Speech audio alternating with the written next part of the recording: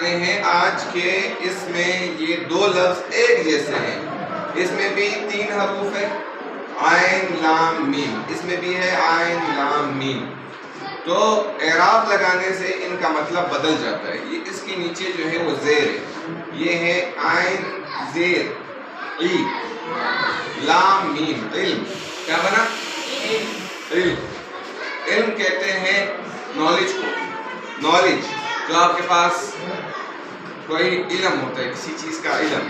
اے میرے اللہ، میرے علم میں اضافہ فرما. یہ اللہ سے انہوں نے دعا کی اور یہ جملہ بنا کس کا؟ علم کا.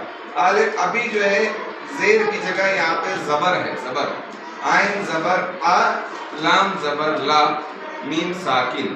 علم. علم علم کہتے ہیں جھنڈے کو. کس کو کہتے ہیں؟ جھنڈے کو. علم بردار. بردار کا مطلب ہے جھنڈا اٹھانے والا. علم بردار جھنڈا اٹھانے والا. جلوس پہنچ گیا.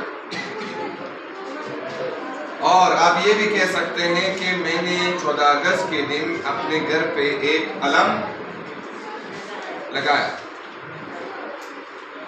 اور ہم علم کے علم بردار ہیں، یعنی کہ ہم علم کا جھنڈا اٹھانے والے ہیں.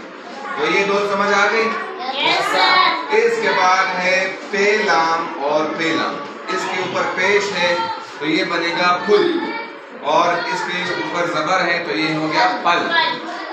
پل. میرے گھر کے راستے میں ایک پل ہے.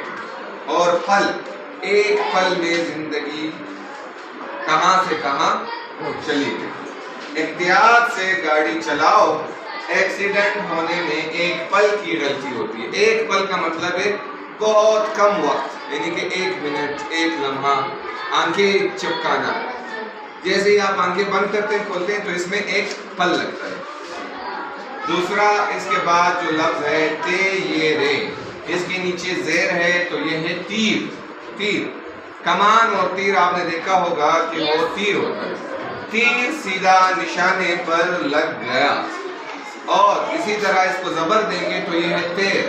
تیر کر جانا. سوئمنگ. سوئمنگ کو کہتے ہیں تیر، تیرنا. کراچی میں اتنی زیادہ بارش ہوئی کہ گاڑیاں پانی میں تیر رہی تھی.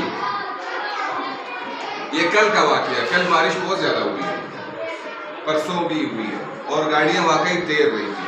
مطلب گاڑی کے اوپر پانی کے اوپر آ رہا تھا. انیس، یہ کسی لڑکے کا نام ہے. انیس اچھا لڑکا ہے. اور اس کے اوپر پیش لگائیں گے تو 19 بن جائے گا. آج 19 اگست ہے. تو بیٹا یہ لفظوں کو آپ نے پہچاننا ہے کہ زیر، زبر اور پیش لگانے سے کس طرح لفظ تبدیل ہو جاتے ہیں. اسی وجہ سے کہتے ہیں کہ احتیاط سے نقطے لگاؤ، پیش لگاؤ. ٹھیک ہے انشاءاللہ.